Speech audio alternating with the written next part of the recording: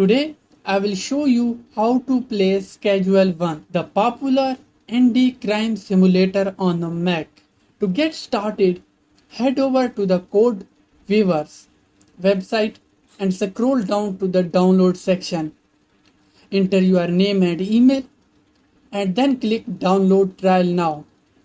To begin downloading the Crossover app, once the zip file finishes downloading, open Finder, locate the zip, double-click it to extract the app. Launch Crossover, click Open, then select Try Now to begin.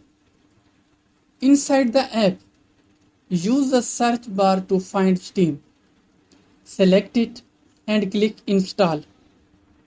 If any pop-ups appear during installation, just check the required box and continue. Once Steam is installed, open it and sign in with your Steam account or create a new one if you don't have one yet. Then search for Schedule 1. Scroll to the game page and click Install. After the installation page is complete, go to the Download section in Steam. Locate Schedule 1, click Play. Enter your player name and hit Begin Game.